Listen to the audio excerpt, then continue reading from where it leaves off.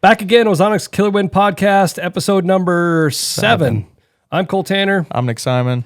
Today we're kind of going around the world, right? We're kind of spitballing on some topics.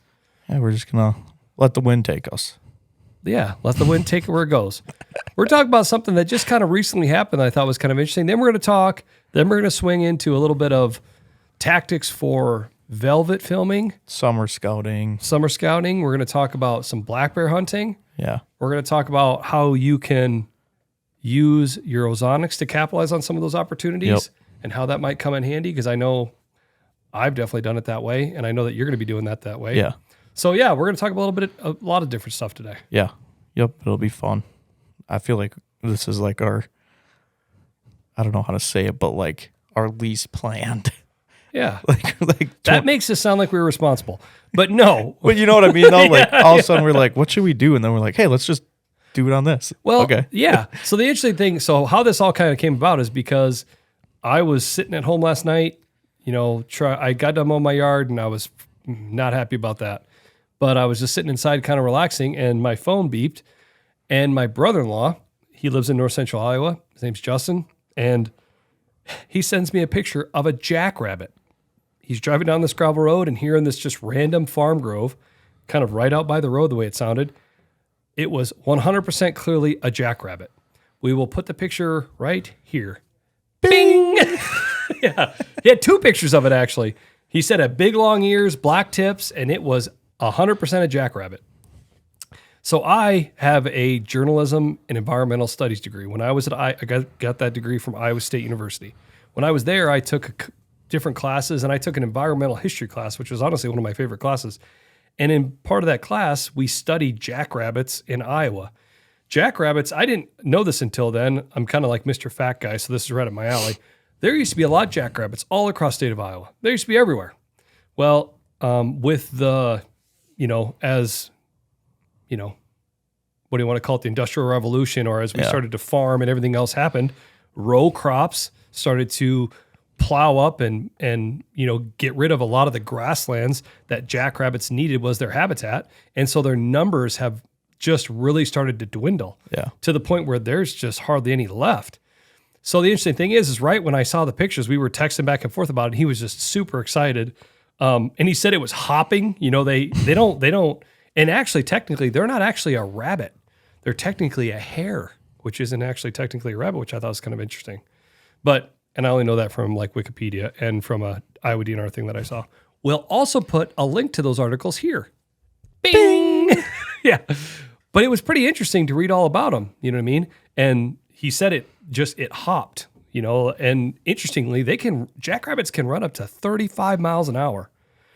In one leap, they can go 15 feet in one leap, in one hop, which is pretty incredible, which is probably how they stay alive, considering that they look like quite a tasty treat, I would think, to a coyote or a red fox or anything. Yeah. Right? Even I would think that a swooping hawk could probably jump on a jackrabbit. That would be a heck of a good treat too, if you were a hawk, a bird of prey. Yeah. But so anyway, seeing that jackrabbit, the cool thing that I was really adamant about right off the bat, I was like, man, there's got to be some sort of DNR email or a hotline or some number that you can call and you can report it, that you saw it. So I was Googling around and Justin did the same thing. And sure enough, there was a couple different people for the state of Iowa that are tracking these and have done research, and they're trying to keep track of it, because in the state of Iowa, you can't hunt jackrabbits anymore because their numbers are so low. So we always talk about, as hunters, harvesting stuff, but part of what I really try to take a lot of pride in too is being a conservationist. And sometimes the populations inhibit not hunting, and so I think that's kind of cool too. So it's really awesome that they're around. So today he sent me this pretty sweet map of the state of Iowa, which we will show here. Bing! And it actually shows when they do deer observations in the wintertime, surveys, where I think they do them with airplanes and drones or helicopters, maybe.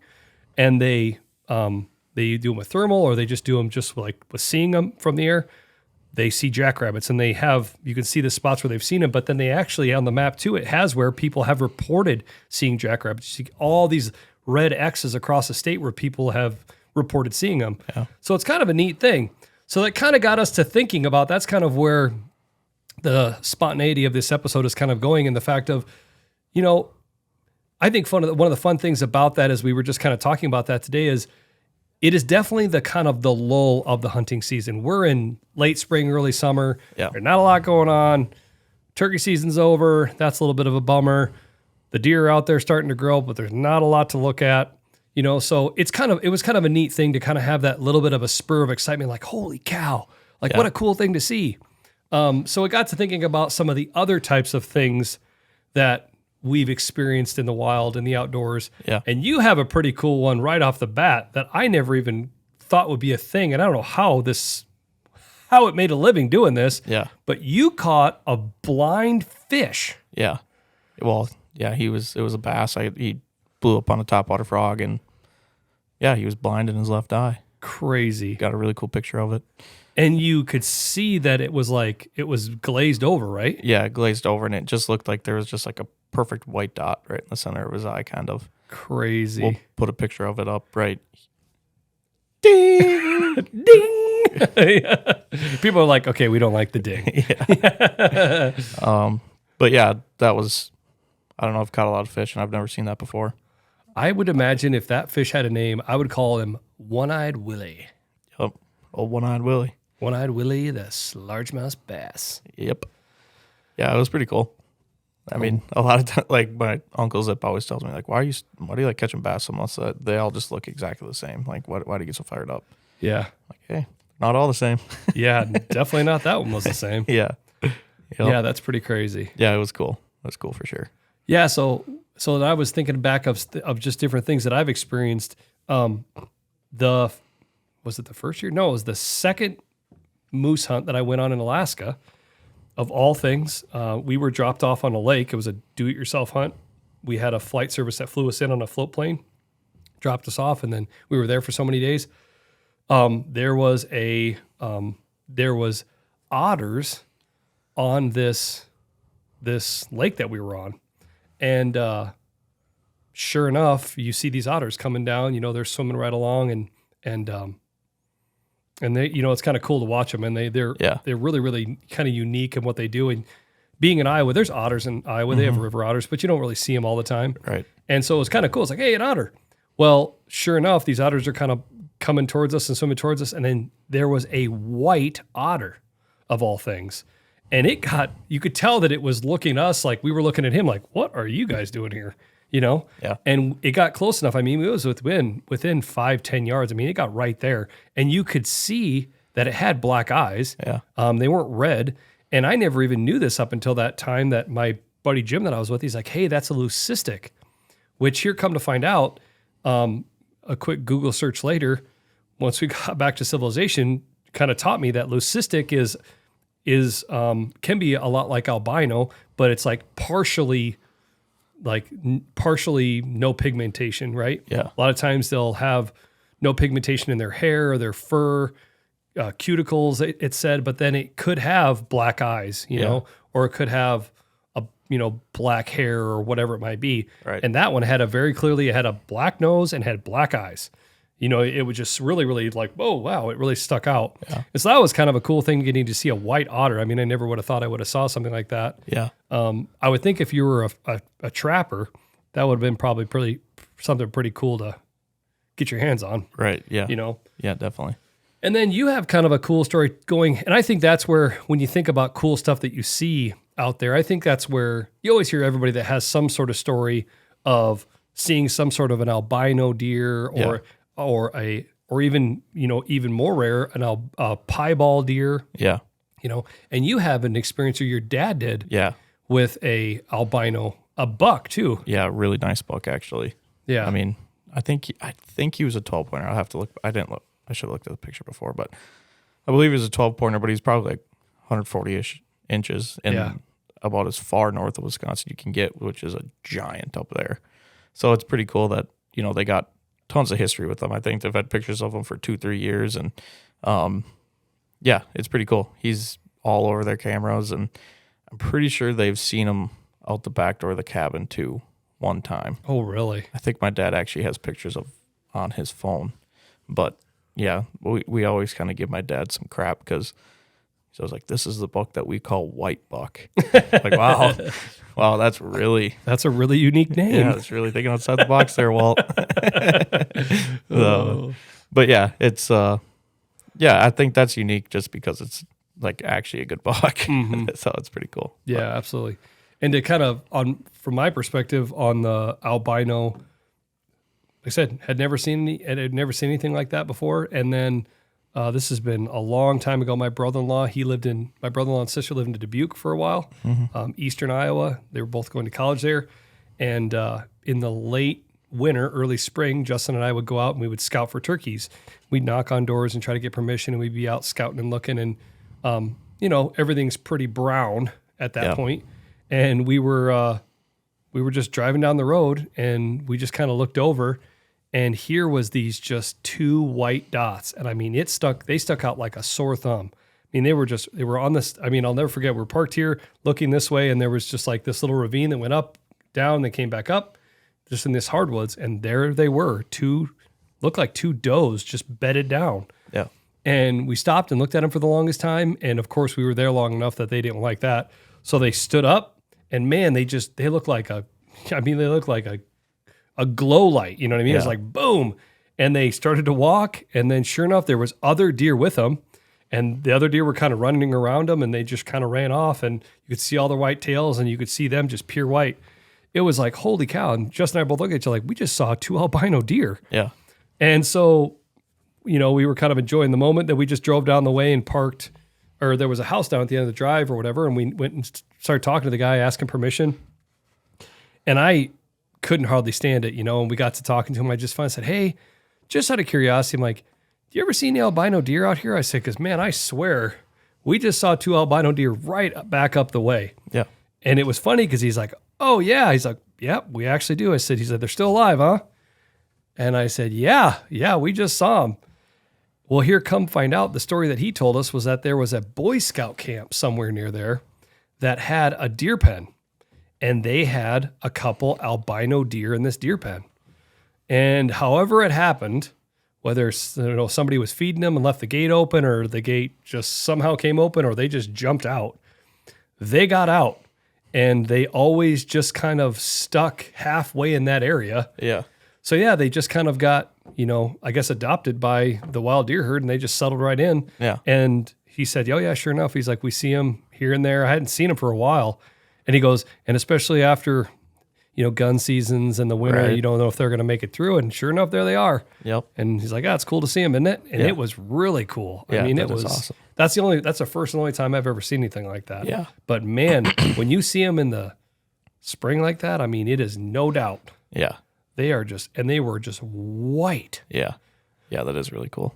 The thing I always think is crazy too, when you see like pictures of on social media, you'll see, I saw a picture a while back of an albino moose that was like crossing a road, and it like went down and came back up. Yeah.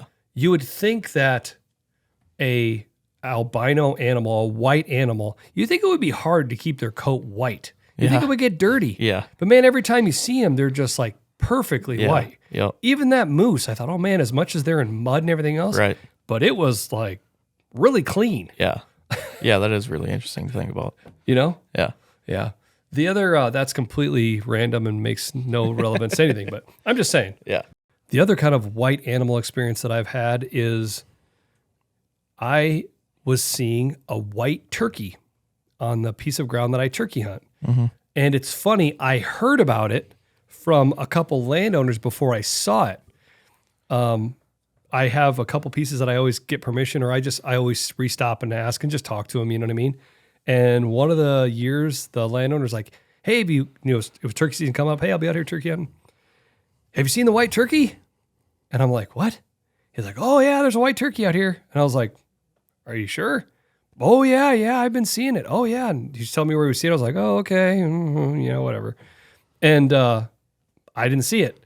Well, then I heard that spring. Then the next spring, talk to him again. Same thing. Hey, you been seeing that white turkey? I was like, I have not seen it. Like, where are you seeing it at? Like, can you, I told him, I said, listen, if you see it again, you call me. Yeah. And I'll try, if I'm available, I'll run out because I'd love to see it. Like, that's crazy. Yeah. Well, then come to find out, I saw it. And I didn't see it that spring. I saw it that fall. I was sitting in my deer stand. It was after all the crops were out. And again, it was all brown again. And sure enough, way in the corner of this field, I just saw something pure white. Yeah. And at first I thought it was a deer. I'm like, oh man, that's a deer. I looked and here, sure enough, it was a tom turkey. And it was white, but it had a black beard. Huh. So I don't know if it was Yeah. cystic or what that meant, or if it was just if it was a farm turkey. Right. Yeah, Or it got loose. Yeah, a turkey out of like a confinement type place, and Yeah. it just broke out when they were transporting it or something, was Yeah. on its merry way. But it was white, and I saw it, and I just couldn't hardly believe it. And then that winter, I was kind of on mission because then I did some research, like trying to figure out if you could hunt white turkeys, because I know every state is different about albino animals and things like that. Yeah. And I just thought it'd be cool to get to see it again. Even if I could see it during spring turkey hunting, I thought that'd be kind of neat. So I was kind of trying to look for it. Yeah. And through the winter, I saw it numerous other times in this big flock, Yeah. which then it got a little tougher because it was all white, but there was a few fields that were brown. And when it was in that brown field, man, it was boom, it was right there. Yeah. And then that next spring, as soon as the winter would get over, then I don't know what it would do. I would never see it in the springtime. So then I started asking around to neighbors, the neighbor down the way. I just saw him one day and I pulled in. I said, hey, I got an odd question for you. You ever seen a white turkey head here? Oh, yeah. Yep. I've been seeing it. He was a runner and he would run in the summertime. He goes, oh, yeah. He goes, it's funny. He goes, I see it all fall. I see it in the winter and I see it in the summer, but I don't know what it does in the spring. He goes, I don't know what it does. It just disappears. Yeah. And even in the tree, if you went out there late in the day and when it was roosted, before everything leafed out, you could see it clear as day in the tree. I mean, it really stuck out then. But, and then I never saw it again. It just all of a sudden walked out of my life. Yeah. So I don't know if it got shot Right. or if it just like moved on or what it did, but it was a good sized tom. I mean, Yeah. it looked big, it had a big long beard. I thought that would have been kind of cool. Yeah, that's really cool. And I feel like that's something that you see a lot more frequent is like people shooting albino turkeys. I feel like you Yes. see it on social media quite a bit. Yeah, I've seen a couple.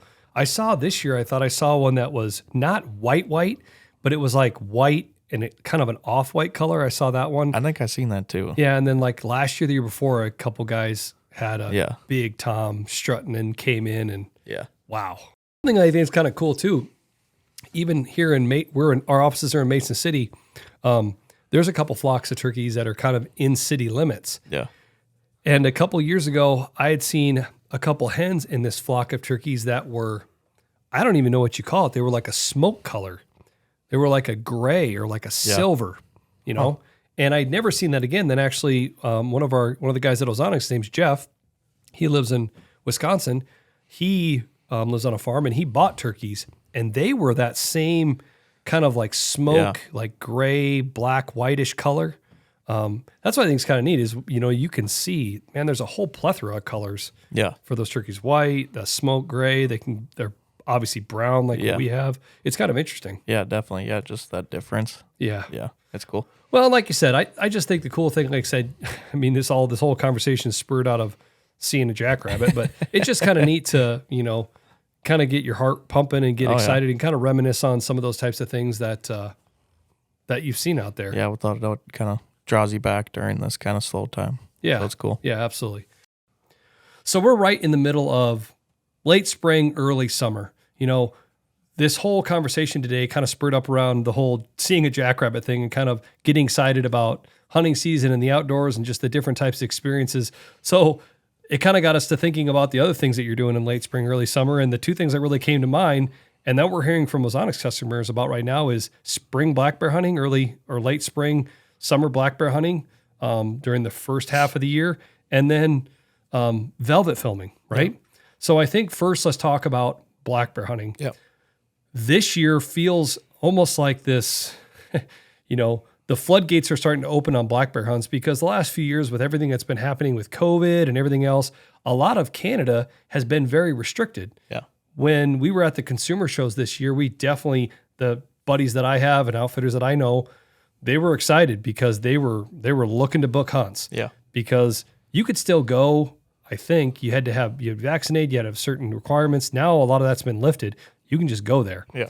And so a lot of these guys in Alberta and Saskatchewan, Ontario, Manitoba, they're revving up and their seasons are really starting to break loose the end of May, sometime in the first half of June. Yeah. And so the interesting thing is we've gotten calls these last few weeks from men and women that are like, man, I've been thinking about this. Would an Ozonics work for bears? And my answer to that is 100% yes. Yeah. As much as we all know that Ozonics works for whitetails, and they live and die by their nose, man, black bears and just bears in general, you talk about sensitivity when it comes to their nose, it is next level what they, just how much they live and die by that. Yeah. It's really incredible. Yeah. And so I would 1,000% tell you that using Ozonics for black bear hunting can be a huge advantage, can give you a huge advantage that you just don't have right now if you're not using it. Yeah. Does that make sense? Yeah.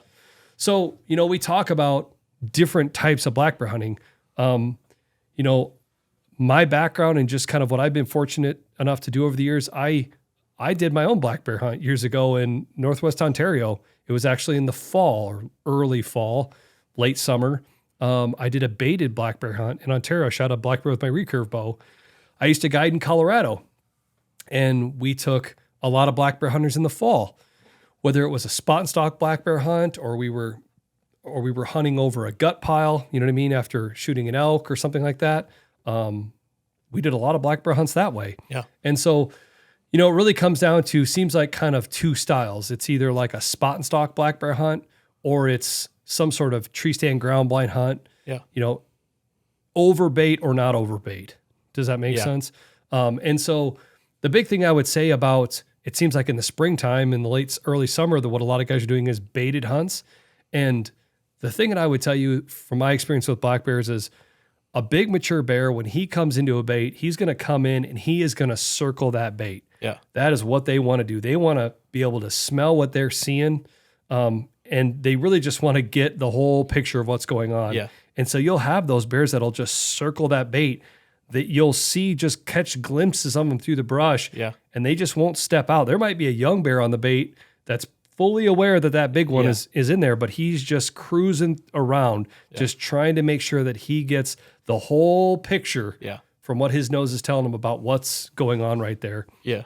And that's where the Ozonics can be so huge. Yeah, and I've never bear hunted a day in my life, but it kind of seems like the way you're explaining it's almost like a deer coming downwind of a decoy almost. Yes. They're going to do it.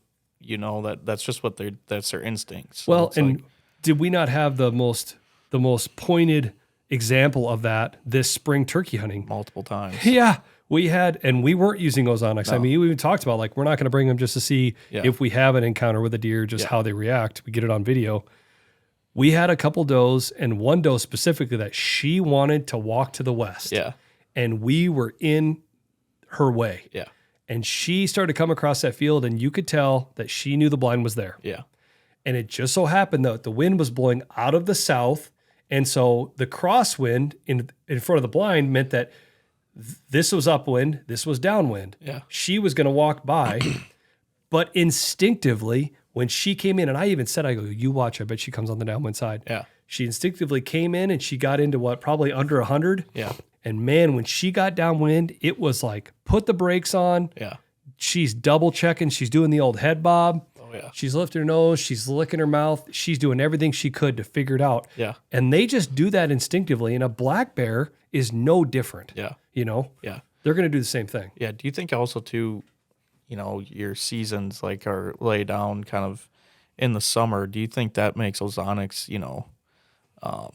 more important? Because think about it, you're hot, you're sweaty and stuff. Yes. Does that kind of make it seem like it's, more useful almost rather than kind of being in the winter where, you might not be sweating as much just because it's cold and stuff? But my thought process on hunting in the summer is it's got to be so hard because you're sweating, and you sweat, you stink. Yes. So I feel like, hunting in the summer, it might be even more useful than any other time of the year. Well, yeah. And the other thing I would say to that is, I'll tell you what, doing consumer shows in Alabama, doing them in North Carolina, doing them in Florida.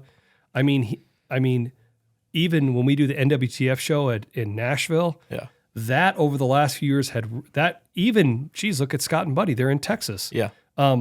That, and even when I got in Colorado, Southern Colorado, it's hot. Yeah. You know what I mean? And that really opened up my eyes, and talking to these guys in these southern states, we kind of, us Midwestern guys, we have this narrow focus on that. We get pretty fortunate because it gets kind of cold here. Yeah. But you think about Louisiana, you think about Alabama, you think about Texas. Yeah. In September, October, November, Yeah. they can still have hot weather. Oh, yeah. And they get really hot weather. I mean, think about North Carolina, South Carolina, Florida, Mississippi. I mean, Kentucky. Yeah. Geez, think about Kentucky velvet hunting. Yeah. First part of September, it is but something that I can't say hot. It is hot. You know what I mean? Yeah. It is. I mean, every time you see those guys, they got like, you see guys that are hunting in there, they're hunting ground blind, they don't got hardly anything on. Yeah. They got maybe a t-shirt, they're just got they're fanning themselves with their hat. Yeah. You know, so, you know, I think especially like you said, when it comes to summer hunting, Midwestern guys think about it like that, or early fall. Yeah. But man, you're south of Missouri. Yeah. And it's just going to be hot either way. Yeah, Oklahoma, exactly. Yeah. New Mexico, Arizona, Yeah. they just get it. Yep. They don't get away from the heat. And you talk about, we hear from those guys that, it's funny, when we started going to like the World Deer Expo in Alabama, Birmingham, Alabama, we have guys walk up and they're like, geez, man, and Ozonics it's a non-negotiable. Yeah. It's 68 degrees in here with air conditioning on and we're sweating. Yeah. Imagine when you're walking in, you got all this stuff on your back. Yep. I mean, they're like, we just sweat. Like, I mean, heck, look at your experience with Chad Holmes from Midwest Whitetail. Yeah. Where's he from? Mississippi. Yeah, Mississippi. Yeah. I mean, he'd be just the first guy to tell you. He's like, man, dude, we got hot. Yeah. It's just hot there all the time. He's like, we can't get away from it. Yeah. He's like, you're sweaty. Like, it's just how it is. Right. And those guys, they really understand the power of what an Ozonics can do for you because you just can't get away from it. No, yeah, exactly. You know, I think the other thing that I would say too, to go back on the whole black bear thing, is I have a lot of people that will say, well, listen, I'm not going on a baited black bear hunt. Mine is like a spot and stock hunt, or we're cruising on, you know, we're up in Canada and we're cruising on old like logging roads, right? Yeah. That aren't like a highway or a blacktop where you can kind of like hunt off of a road. It's like a 2-track basically, right? We're spotting bears, we're spotting them in a meadow, and then we're making a move. And in those situations, the outfitters told me that we're only going to make a move if we've got the wind in our face. So I don't know if I need to bring one. And I'm like, dude, listen, I hear you 100%, and you're not wrong that you are probably going to try to make a move when it's advantageous for that situation where you have the wind in your face. Yeah. But my experience is, and I don't know how they do it, and then maybe it's just a coincidence, but in my experience, when you start to really close the distance, especially if you're bow hunting and you're trying to get under 100, under 50 on a bear like that, I don't know what it is, but it seems from my experience, the wind switches, the wind swirls. Those bears just don't hang out wherever they hang out. They hang out in such a way so they can smell what's going on. And so that would be the thing that I would say is you're absolutely right that you're probably going to make a move on a bear when you have the wind in your face.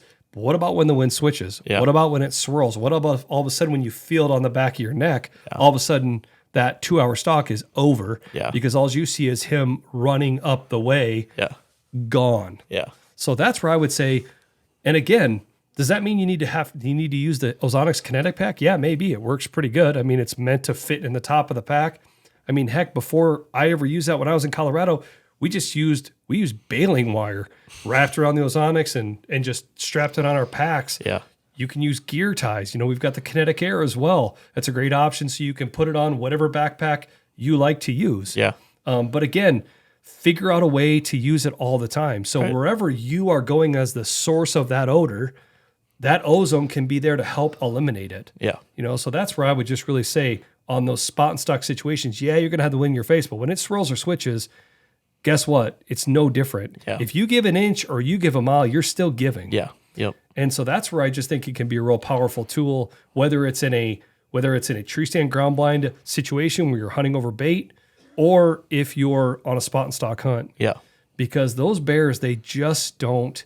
It's crazy because they're a top tier predator. They don't have to really be afraid, I guess, if they don't want to. Yeah. But in the same regard, they have instincts and they don't want to die. You know what I mean? Right. So, it all takes over. You Yeah. even hear about guys that hunt in Alaska and they're on a really serious, once in a lifetime brown bear, grizzly bear type hunt, a lot of those guys, they'll have what they call like dry camps, no fires, right? They won't have a fire in camp. You hear a lot of those old time guys, or not even old timers, but just guys that have a ton of experience talk about that. Man, we don't dare light a fire in here, because if we light a fire, we aren't going to see a bear on this river. Yeah. Because they just don't put up with it. They will just move out, or they will go nocturnal. We'll never see them. You know, they don't like it. Yeah. They're just real sensitive to that. They're sensitive to that odor, to that human pressure. Right. You know, so a black bear is no different. They're just ultra sensitive to that odor. And if you can use Ozonics to help you with that, man, why wouldn't you? Yeah, exactly. Yeah. Yep. The other thing that I think that we wanted to talk about today too is and it's been funny for me, Jet, my little boy, he's just chomping at the bit to do anything hunting right now, right? And it's kind of a little bit of a bummer because turkey season's over, but you can still go out and see a lot of turkeys right now. And we just drive around and see deer, and it's fun. You never know what we might see. The one day we saw, I don't even remember how many deer, 2 raccoons, a dead woodchuck, you know, like 5 geese. You know, he counts everything. But one of the things that I've been thinking a lot about for you, and I know you're just really excited about, is velvet filming. Yeah. We'll be really fortunate because we'll be out there doing some stuff this summer where you might be able to sit in a tree stand, you know, and film from a tree stand. Yeah. But a lot of times, a lot of guys that are velvet filming, they end up doing it right off the road. You just shoot right out of your truck. Sometimes the disadvantage to that is you stop on the side of the road and the buck's 200 yards away. Yeah. And all of a sudden you're not watching a deer in his normal behavior. Yeah. He's doing this whole thing, right? Yeah. He's doing this, like looking right at you, like, what are you doing? And in my experience in the summer is it seems like those whitetails they'll almost have like a guinea pig. Yeah. Like, hey, little guy, you go out in the field first. Yeah. Tell me if it's safe. And those big guys, they'll wait. Yeah. They'll wait till 5-10 minutes before sunset or after sunset, right before dark. Yeah. And then they'll step out. Yeah. You know, and so I know what you're planning on doing is trying to get out in spots, maybe in a bean field, and just set up. Yeah. And just wait for an evening. You Yeah, know? I think that's my favorite way to do it. Just the truck can be kind of, I don't know. It's not the best thing in the world, you know. It's a big, huge black vehicle sitting on the road. Like, it just doesn't seem right. So it's nice to get in there kind of early and just hunker down and just wait and kind of get in their grill a little bit. It's pretty fun. You can get some pretty sweet footage, so it's definitely really cool, and I'm definitely really excited for it. But yeah, I'm really excited because last year we were able to film some pretty cool stuff. Filmed one real wicked one right from the road. Oh, really? Yeah. So I'm excited to get back after it again. I've kind of been looking forward to it for quite a while, just because it's cool to see them in velvet, see where they're at, and so yeah. Yeah. The thing that I would say too about when it comes to velvet filming, if you're trying to sit off the ground, one of the things that I talk to a lot of people about when it comes, that's honestly very relatable to velvet filming, is coyote hunting, predator hunting. Yeah. And I've done this with my buddy Zach Workman when we go there in the winter, we try to shoot some red fox while I'm there. And he does this too. He'll put his Ozonics on a tripod. Yeah. It's got a 1/4-20 on the bottom of the Ozonics unit. Yeah. And you know, most tripods have that 1/4-20 mount. You can literally just mount that Ozonics right on top of a tripod. I've put a tripod high enough where you can almost just kind of tuck up underneath of it, and then you can just point it in the downwind direction. I would say that's a great thing to do when you're velvet filming. If you're up against a tree and you're not on public land, or even if you use the Ozonics cam buckle mount if you are on public land. Yeah. But if you're on a permission piece and you can screw into the tree, take your normal mounting system. Yeah, exactly. Take your smart arm, get it above you. But if you're in a position where maybe you're on a barbed wire fence, you're just tucked into some grass, just to set that tripod up and get it. If obviously the wind's blowing like this, you can get it just right out in front of you, and it's, you know, exhausting down over you and helping eliminate your odor. Yeah. I think even for you, like before we did this today, you were like, man, I just think about pushing the envelope, right? Yeah. And most of the time velvet filming, you're trying to set the wind in your face so you know they're not going to smell you. But it's not a coincidence that those big ones, even in the summer, walk out with the wind in their face. Yeah, exactly. You know? Yeah, and so that's like you need to take every single precaution, because at the end of the day, you are putting pressure on them. Yep. When during a time where you really shouldn't be, like in the summer, you know? Yes. So it's like, if you are going to go out and try and film these bucks and, you know, get some content and whatnot, you know, you really need to make sure to, you know, take all the right steps, have that Ozonics with you, whether it be on a tripod, in a kinetic pack, whatever, because at the end of the day, we're trying to kill them in the fall. Yeah. You know, I mean, yes, it's really cool to film them in the summer and when they're giant velvet, but you still got to play it smart and not just go in there all guns a-blazing and blow out the entire county. Well, and I talk a lot about that too, about imagine your farm or the piece of ground that you hunt is like a clear glass of water. Yeah. And each of us are holding a little bottle of food coloring. And at the beginning of the season, whenever that beginning starts, for us, the beginning really feels like it even for us started when we were out in March just scouting new spots, you know, just looking at a couple different trees that we're going to go in there now. You got some guys that already have done all that, right? Yeah. With work and things that just hasn't worked for me. Yeah. But, imagine your best spot as a clear glass of water and you've got that food coloring. Yeah. And whenever your season starts, when you're doing summer scouting or velvet filming or whatever you might be doing, you're out setting tree stands, you're moving cams around. Every time we go out there, we're just dropping a little drop of that food coloring in that glass. Yeah. And it doesn't take much, and all of a sudden, it's not a clear glass of water. It looks like Kool-Aid. Yeah. It doesn't take much. And that pressure, it all starts to add up. Yeah. And so the fact of the matter is I always joke too about the fact that, it's already hard enough that they can see you when they're out there. Yeah. They can see you, they can hear you. But the reality is when you leave, the one thing that sticks around is that odor. Yeah. We've seen that in turkey season. We've walked across fields where we didn't see any deer that saw us. Yeah. We were being quiet. It was a wet field. They didn't hear us.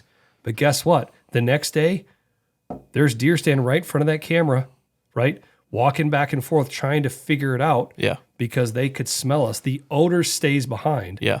And so that's where an Ozonics to help eliminate that odor, not only just wherever you're sitting up that evening to try to, get some good video, get some good intel, but on the way in and out from that spot, that's when Ozonics can be really, really powerful. Yeah, and kind of going back to your point about the glass of water, I feel like it's really interesting because I feel like each farm is kind of different. Yep.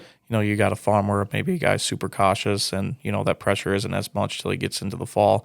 But then you got places that might have a ton of pressure. Yes. Like, for example, like that piece of public that we've literally just driven by and there's deer 300 yards away in a field just hauling away. And what that's a product of people just busted in there, not taking their time, not doing the right scent control. Like all that snowballs so much, whether it be throughout the year, summer into fall, but it can even be on a year-to-year basis, like these deer aren't dumb, Well, they're not dumb, and they're conditioned learners. Yeah. They learn by the environment and the conditions that they live in. Yeah. And just like what you're describing, there's a couple public spots we were checking out that, between 7 and 9 o'clock, we're out just driving around, sun's going down, kind of the golden hour. Yeah. And we would see a deer, and the minute you stopped and put it in park, the deer, all you saw was tails. Yeah. It was like right off the bat, you were like, wow, these deer are just not putting up with anything. Like nothing. We drove around the section. Jet and I went out there a couple days later. The night we went, one of the nights we were just counting everything up. Deer that were 300, 400 yards out in the field. I mean, far enough away from everything. Yeah. Stopped the truck, put it in park, and they all on attention and then just running the other way. Yeah. So we're sitting here just describing what we can try to control. Yeah. In our own scent, our own everything. Yeah. Let alone what everybody else is doing, the Yeah. pressure that they're putting out there. Yeah. On public land, there's just, you never know. Yeah, right? exactly. And not even on a permission piece, a lease piece. A lot of guys are leasing the hunting rights. They're not leasing the farming rights. Right. So that farmer's out there, like he's not going to worry about it. No. He's going to plow the field. He's going to plant the field. He's going to spray the field. Yeah. And the applicators, God bless their heart, those guys are working long hours. Yeah. If they need to stop and take a piss, they're not going to a special stop wherever that in the field. They're just they're just jumping out. Honestly, dude, I've gotten a couple guys over the years that seriously yep, there's a guy taking a pee right in front of the camera, didn't see it. You know what I mean? Like those guys don't care. Yeah. And that all adds up. Yeah. I mean, it sounds silly to say. Yeah. But I think you have a great point there in the fact of we're just talking about what we can control. But Yeah. there's just so much to what those deer encounter. Yeah. On a day-to-day, season-to-season, year-to-year. Yeah. And those big mature does, they don't just have one. Yeah. They usually have twins. Sometimes they have triplets. Yeah. And they make sure to educate their fawns. Yeah.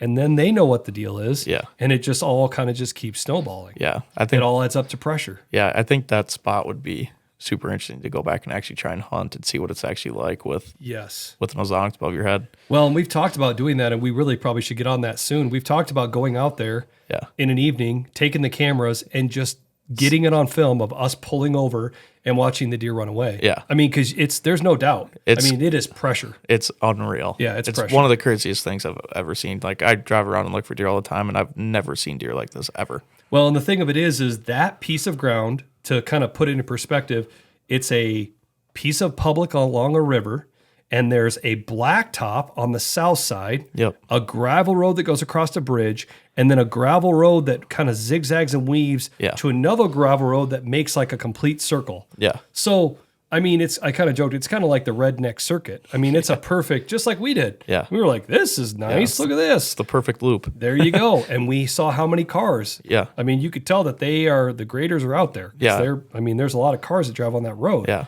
And there's nice parking lots, there's nice public access, and so guys are out there. Yeah. And you can tell that the deer were just not having it. And not to mention in May. Yeah, exactly. When usually they think they're a little bit more like, hey, you're cool, we're cool, you're cool.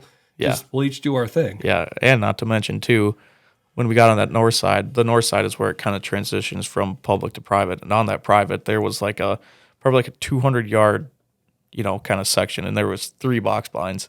Yes. It's like, so even that's getting pressured like crazy. Yes. It's funny. Yeah, absolutely.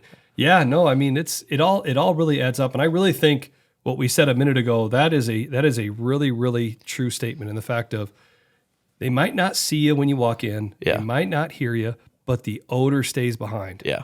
And if you can use your Ozonics to help eliminate your odor at the source, being you, when you're walking in and out or whatever you happen to be doing out there, man, why wouldn't you be trying to do that? Yeah, without a doubt. Yeah. Yep. Well, like I said, I think we wrap it up. Yeah. Yeah, like I said, thanks for watching today. I think it's really exciting to talk about, man, I wish I was going on a black bear hunt, right? I mean, so for the guys that are out there that are getting to do that, God bless you. And like I said, good luck. Yep. And like I said, hopefully you can take something from what we're talking about using Ozonics. I think it can be a really powerful tool. Yeah. And it can, like we talked about earlier, we're trying to minimize pressure and maximize opportunity. Yeah. And I think that an Ozonics can help do that in a lot of different scenarios. Right. Whether that be velvet filming, whether that be black bear hunting. Yep. Whether that just be if you're just in the southern half of the United States and it's just butt hot all the time, then it can really, really come in handy. Yeah. Without a doubt. All right. Well, like I said, thanks for watching Ozonics Killerwinds podcast. I'm Cole Tanner. I'm Nick Simon. Thanks for watching. If you get out there black hunting, good luck. Welcome to the show. Woo, woo, woo.